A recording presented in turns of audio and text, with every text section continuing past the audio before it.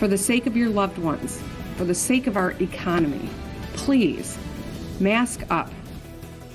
Coronavirus cases are ticking back up in Michigan, and Governor Whitmer warns a mask crackdown may be on the way. And with the coronavirus 4 times more prevalent among Black Michiganders, the state announces a plan to make sure everyone gets fair treatment at hospitals. Paula. Michigan colleges and universities are figuring out a workaround to keep their international students safe and in this country despite the threat of deportation. I'm Paula Tutman. I'll explain. We are now finishing up our 8th straight day of 90-degree heat, so it may not surprise you to know we're heading into our warmest morning of 2020. We'll see how much longer this lasts right now. First at 4. Live from downtown Detroit, home of WDIV and Click on Detroit, Local 4 News First at 4 starts now. First at 4, warning from Governor Whitmer about Michigan's increase in coronavirus cases. She says if we don't wear masks, we are putting the school year and our reopening in jeopardy. Today, the state reported 446 new cases and 9 new deaths. That is less than yesterday, but still higher than in weeks past. At a briefing today, the governor said she is considering whether the state needs to take its mask requirement a step further. Currently, you're required to wear one only in enclosed public spaces. And she announced a plan to get all healthcare workers implicit bias training because the virus has had such an impact on the African-American community. And we're going to break down everything for you that you need to know, starting with Jason Colthorpe in the newsroom. And this is this concerning trend with the numbers. It really is, Karen, exactly. With some of the highest numbers we've seen in weeks, the governor says local officials may have to get serious about enforcing those mask rules. She says they have the ability to issue fines or misdemeanor charges, but hopes we don't have to go that route. Right now, Grand Rapids is the area of highest concern. That area has seen 3 straight weeks of increasing cases and rates, with 45 cases per million people each day. Here in Metro Detroit, we're seeing more than 20 cases per million each day. And Michigan's top medical executive says the Upper Peninsula is actually seeing its highest rate of cases since the pandemic began. We are doing more testing than ever, but the state says that's not the only reason for these increases. And if it continues, it could impact the school year. Michiganders are smart, we're tough, we can figure out how to do it politely, but also forcefully, because it's on all of us. If we're going to get our kids back in school in 8 weeks, we've got to at least stay in phase 4, if not move into phase 5. And on the trajectory we're on, it's very much in question. Right now, the data is not looking so good. While we are certainly not in the extreme situation we were in this past spring, we really do need to get back on track and in the right direction again. And we all have a role to play. So please, as the governor said, wear your mask if you're leaving your house and going to a public space. Dr. Calhoun says hospitalization and death rates have not increased, but she says in other states that followed about 7 weeks after cases spiked like what we're seeing right now. Karen, back to you. Thank you, Jason. We'll see you at 5. Governor stressed the importance of wearing masks, but how do you make sure people are following the rules? It's what Local 4 Defender Sean Lay is working on today. And good afternoon, Karen. And we're asking and trying to get the answer to that key question: who is going to be the mask police? We know that masks are required indoors, but that is only voluntary right now. If Governor Whitmer makes it a misdemeanor crime for not wearing a mask, does that put enforcement on business owners to step in, insist a mask be worn, and then call the police? What about police? Will they respond? Detroit says the health department is enforcing. One local sheriff's office says it will not be responding, but it does have new information about how big stores like Walmart plan to handle all the customers coming in, making sure each and every one has a mask on. So plenty to talk about coming up at 6. All right, thank you, Sean. Governor Whitmer also signed an executive order to make sure all healthcare professionals undergo implicit bias training. The goal is to reduce racial and other disparities when delivering medical services. Black Michiganders represent 14% of the state's population, but make up 40% of the COVID-19 related deaths. The National Healthcare Disparities Report shows white patients have been receiving better care. When Black people have been disproportionately impacted by racial disparities for generations, but we can't solve this discrimination overnight. We do, however, have a responsibility to act right now. And when our government takes the health and safety of all people seriously, we have a good shot to make tremendous progress. And Governor Gilchrist says he has lost 23 family and friends since the start of the pandemic. Mayor Mike Duggan is also encouraging Detroiters to wear a mask while in public in order to avoid a spike in coronavirus cases.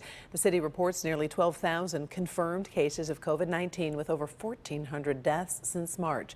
The city's health department is seeing nearly 25 to 30 new cases each day.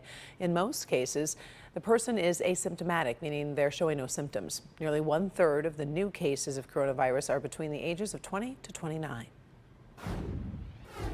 We are on day 8 of our 90-degree day streak, so let's get over to Ben on top of that heat advisory for us. And I understand you're tracking more rain. Yeah, there's still a chance we could see some today, Karen, but it's really tomorrow when we're going to get our best shot. And I know a lot of folks are looking for every drop they can get because most of us didn't see any yesterday, even with those thunderstorms that were around in parts of the area. Here are current readings. We're at 91 right now at Metro. We don't see those rain-cooled 80s that we were looking at yesterday, but heat advisories do remain in effect until midnight tonight. They have not been extended to tomorrow, and neither has that air quality alert, which will expire as we finish out tonight. Speaking of, we are headed to our warmest morning start of 2020. 74 is what we're forecasting for that low. It's going to be muggy all night. So again, not a real comfortable start, but just one more 90-degree day to go, and then we break the streak. We'll look at your weekend in just a few minutes. Karen? All right, sounds good. Thanks, Ben. First, here at 4. President Trump's former lawyer is back in prison for violating the terms of his release. Michael Cohen was allowed out on home confinement at the end of May because of the coronavirus. Cohen reportedly refused to sign documents prohibiting him from interacting with the media or writing a book. Cohen is serving time for tax evasion, campaign finance fraud, and lying to Congress. He is expected to be in prison until November 2021. United States Supreme Court handed down rulings in 2 cases involving President Trump's financial records. The opinions were mixed. The court said the president is not immune to a subpoena from a Manhattan prosecutor for the president's tax records in a grand jury probe of alleged payments to women who claim extramarital affairs with him. Trump appointees, Justice Neil Gorsuch and Brett Kavanaugh, voted with the majority. And now, in another similar case, the court said calls from Congress for the president's financial records must be argued in a lower court. The president reacted by calling the rulings unfair. Congressional leaders reacted along party lines. Here we are. The Supreme Court, including the president's appointees, have declared that he is not above the law. It seems to me the New York district attorney and others that have tried for it seems much more political than anything else. Since the New York case involves a grand jury subpoena, the president's tax records would remain secret unless they are later presented in a court case. Unemployment filings are falling, but are still at a historic high. More than 1.3 million Americans applied for benefits last week. That is down from the week before, but shows many employers are still laying off people because of the coronavirus. This could continue as more states reverse their reopening plans, and that includes here in Michigan. Also, California, Florida, Texas, Colorado, and Arizona, which make up 1/3 of the U.S. economy. Wayne State and Oakland University will join the likes of Harvard, MIT, and the University of Michigan in a fight to keep international students from being deported. The White House says if colleges don't reopen, international students will have to finish their studies online from their home countries. As Paula Tubman reports, universities are now creating in-person courses to keep talent in the U.S. Right now, colleges and universities are delving into the master class of accommodation rather than letting their international students be deported. If we need to create sections specifically to accommodate international students, we are willing and looking at ways we can do that. The issue that we have is really that puts this undue burden on us and on the students to choose between their health and safety and taking classes and continuing their studies. Yeah, Charles is almost there. She left China to become an educator at Oakland University at great expense to her family. So most Chinese family, their average income for each month, just around $500. And the whole family support one student, just like me.